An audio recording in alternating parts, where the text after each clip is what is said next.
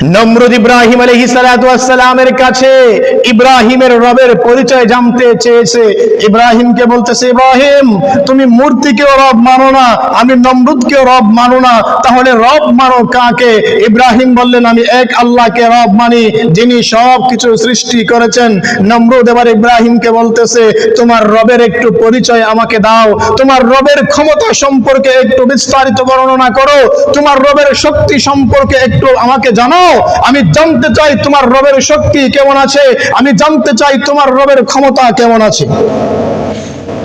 ইব্রাহিম আলাইহিস সালাতু ওয়াস সালামকে নমরুদ বলতেছে, তোমার রবের পরিচয় আমাকে একটু দাও, আমি তোমার রবের পরিচয় জানতে চাই। পরিচয়, আমি তোমার রবের সম্পর্কে জানতে চাই, তোমার রবের ক্ষমতা সম্পর্কে আমি জানতে চাই। তুমি এক আল্লাহকে নিয়ে এত বাহাদুরি করো, আমি সেই আল্লাহর পরিচয় সম্পর্কে জানতে চাই। ইব্রাহিম আলাইহিস সালাতু ওয়াস সালাম আল্লাহ তাআলার পরিচয় তুলে ধরেছিলেন নমরুদের সামনে। সেই কিচ্ছা, সেই কাহিনী আল্লাহ রাব্বুল আলামিন কোরআনে কারীমের 3 নম্বর পারার 2 নম্বর সূরা সূরা বাকারার 258 নম্বর আয়াতে উল্লেখ করেছেন। আল্লাহ রাব্বুল আলামিন এই ঘটনার বর্ণনা দিতে গিয়ে, এই ঘটনা উল্লেখ করতে গিয়ে আমাদের রাসূলকে আল্লাহ রাব্বুল আলামিন বলতেছেন, হে নবী, আপনি কি দেখেন নাই, আপনি কি শুনেন নাই, আমার ইব্রাহিম যেরকম ভাবে নমরুদের সামনে আমার পরিচয় তুলে ধরেছিল, আপনি কি সেই ঘটনা জানেন না? ইব্রাহিম আলাইহিস সালাতু ওয়াস সালামের কাছে নমরুদ প্রশ্ন করল, তোমার রবের একটু পরিচয় আমাকে দাও, তোমার রবের একটু পরিচয় জানতে চাই, তোমার রবের ক্ষমতা কতটুকু আছে, শক্তি কতটুকু আছে, আমাকে একটু বিস্তারিত আলোচনা করে বোঝাও, আমি তোমার রব সম্পর্কে জানতে চাই। আল্লাহ তাআলা এই কাহিনী, এই ঘটনা কোরআনে কারীমের মধ্যে বর্ণনা করেছেন। এভাবে তিনি উল্লেখ করেছেন, রাসূলকে সম্বোধন করে, আমাদের প্রিয় নবীকে সম্বোধন করে উদ্দেশ্য করে বলতেছেন, হে আমার প্রিয় হাবিব মুহাম্মদ সাল্লাল্লাহু আলাইহি ওয়াসাল্লাম, আপনি কি দেখেন নাই, আপনি কি শুনেন নাই, আমার খলিল ইব্রাহিম যেরকম ভাবে আমার পরিচয়টা নমরুদের সামনে তুলে ধরেছিল। আল্লাহ তাআলা কোরআনে কারীমের মধ্যে বলতেছেন, আল্লাহ তাআলা কোরআনে কারীমের মধ্যে বলতেছেন, আলাম তারা ইলাল্লাযী হাজ্জা ইব্রাহিম ফি রাব্বিহি আন আতাহুল্লাহুল মুলক। হে আমার হাবিব, তুমি কি দেখো নাই, তুমি কি শোনো নাই, আমার খলিল ইব্রাহিম আলাইহিস সালাতু ওয়াস সালামের সাথে এক বাদশার তর্ক হয়েছিল, এক বাদশার কথোপকথন হয়েছিল তার রবকে নিয়ে। যেই বাদশাকে আল্লাহ তাআলা, যেই ব্যক্তিকে আল্লাহ তাআলা বিশাল সাম্রাজ্যের অধিকারী বানিয়েছিলেন, বিশাল ক্ষমতাশালী ব্যক্তি বানিয়েছিলেন, সেই ব্যক্তির সাথে আমার খলিলের আলাপ আলোচনা হয়েছে, আমার খলিলের তর্ক বিতর্ক হয়েছে, আমার ইব্রাহিমের তর্ক বিতর্ক হয়েছে তার রবকে নিয়ে। তুমি কি সেই কাহিনী জানো না? আল্লাহ রাব্বুল আলামিন কোরআনে কারীমের মধ্যে বলতেছেন, ওয়া ইয ক্বালা ইব্রাহিম রাব্বিয়াল্লাযী ইউহয়ী ওয়া ইউমীত। যখন ইব্রাহিম আলাইহিস সালাতু ওয়াস সালামের কাছে নমরুদ তার রবের পরিচয় জানতে চেয়েছে, ইব্রাহিম আলাইহিস সালাতু ওয়াস সালাম তার রবের পরিচয় তুলে ধরলেন। আমার রবের পরিচয় হলো, আমার রব হলেন তিনি, যিনি আমাদেরকে জীবন দিয়েছেন, যিনি আমাদেরকে মরণ দিয়েছেন, যিনি মারতেও পারেন, জীবন দান করতে পারেন, তিনি হলেন আমাদের রব। ইব্রাহিম আলাইহিস সালাতু ওয়াস সালাম নমরুদের সামনে রবের পরিচয় দিলেন। রব তো হলেন তিনি, যিনি আমাদেরকে মারতে পারেন, আমাদেরকে জীবিত করতে পারেন, আমাদেরকে জীবন দিতে পারেন, আমাদেরকে মরণ দিতে পারেন, তিনি হলেন আমার রব, তিনি হলেন আমার আল্লাহ। নমরুদ ইব্রাহিম আলাইহিস সালাতু ওয়াস সালামের উত্তর শুনে ইব্রাহিম আলাইহিস সালাতু ওয়াস সালাম যখন রবের পরিচয় দিলেন, আমার রব হলেন যিনি আমাদেরকে জীবন দান করেছেন, যিনি আমাদেরকে মৃত্যু দিয়ে থাকেন, তিনি হলেন আমার রব। নমরুদ এবার ইব্রাহিমকে বলতেছে, আরে তোমার রব জীবন দিতে পারে, তোমার রব মরণ দিতে পারে, আমিও তো জীবন দিতে পারি, আমিও তো মরণ দিতে পারি। নমরুদ এবার ইব্রাহিম আলাইহিস সালাতু ওয়াস সালামকে বলতেছে, আমিও তো জীবন দিতে পারি, আমিও তো মরণ দিতে পারি। ইব্রাহিম আলাইহিস সালাতু ওয়াস সালাম এবার নমরুদকে বলতেছেন, তাহলে একটু দেখাও, আমি দেখি। তুমি কিভাবে জীবন দান করো, তুমি কিভাবে মানুষকে মৃত্যু দান করো, একটু দেখি আমি, আমাকে একটু দেখাও।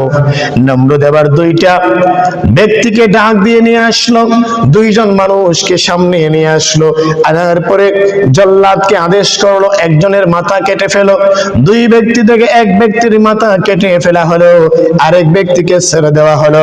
নমরুদ ইব্রাহিমকে বলতেছে, দেখো তোমার রব যেমন ভাবে মৃত্যু দিতে পারে, জীবন দিতে পারে, আমিও ঠিক ওই রকম ভাবে জীবন দিতে পারি, মৃত্যু দিতে পারি। বড় মজার একটা বিষয় না?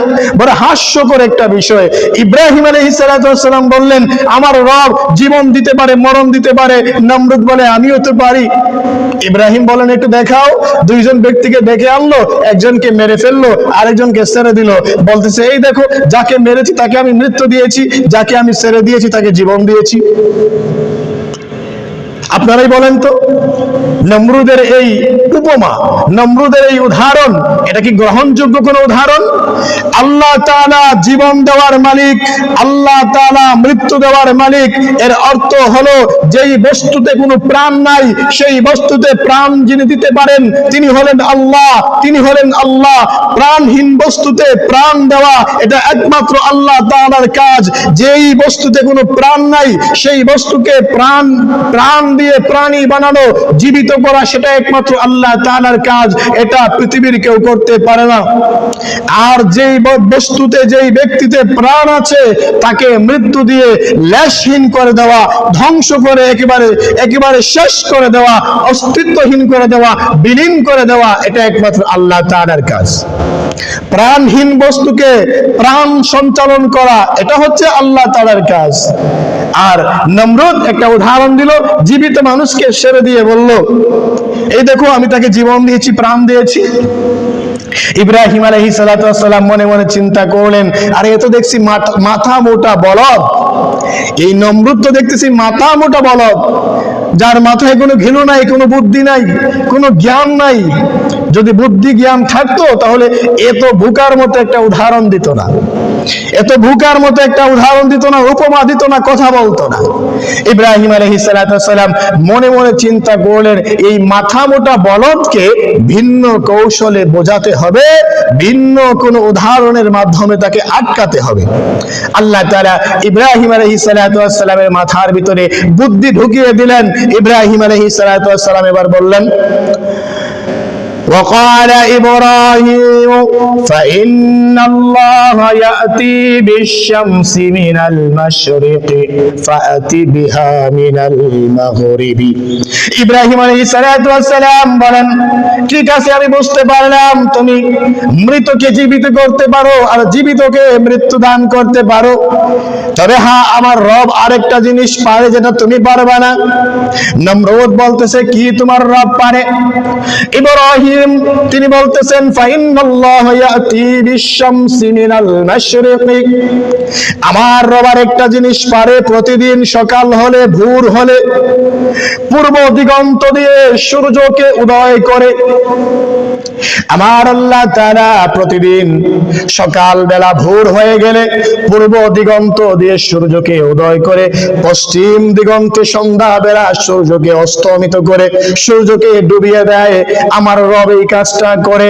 যদি তুমি রব হয়ে থাকো, তোমার কাছে আমার একটা অনুরোধ রইল, তোমার কাছে আমার একটা কথা, প্রতিদিন তোমাকে করতে হবে না, শুধু একটা দিন সূর্যকে পশ্চিম দিক থেকে উঠাও আর পূর্ব দিকে ডোবাও।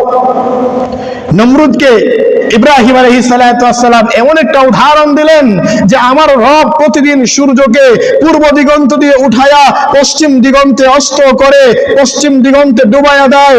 তুমি একটা দিন, শুধুমাত্র একটা দিন সূর্যকে পশ্চিম দিক থেকে উঠাও আর পূর্ব দিগন্তে অস্তমিত করো, দেখি তুমি কত বড় রব হয়েছো। তুমি আমার রবের ক্ষমতা সম্পর্কে জানতে চেয়েছো, তুমি আমার রবের শক্তি সম্পর্কে জানতে চেয়েছো, তাহলে আমার রব এই কাজটা করে, তুমি এবার করো। যখন ইব্রাহিম আলাইহিস সালাতু ওয়াস সালাম নমরুদকে বললেন, আমার রব প্রতিদিন পূর্ব দিগন্তে সূর্যকে উঠায়া পশ্চিম দিগন্তে সূর্যকে ডুবায়, যদি তুমি রব হয়ে থাকো তাহলে একটা দিনের জন্য শুধুমাত্র সূর্যকে পশ্চিম দিক থেকে উঠাও। কিয়ামত পর্যন্ত সময় দিলে পৃথিবীর কোন নমরুদ কেন, নমরুদের মতো হাজার হাজার নমরুদও সূর্যকে একটা মুহূর্তের জন্য পশ্চিম দিক থেকে উঠাতে পারবে? কোনো দিনও না, এটা অসম্ভব। নমরুদ এবার হতভাগ হয়ে গেল, হতভম্ব হয়ে গেল, লাজবাব হয়ে গেল। হাজার হাজার লক্ষ লক্ষ মানুষের সামনে নমরুদ এবার ব্যর্থ হয়ে গেল, নমরুদ এবার মিথ্যা প্রমাণ হয়ে গেল।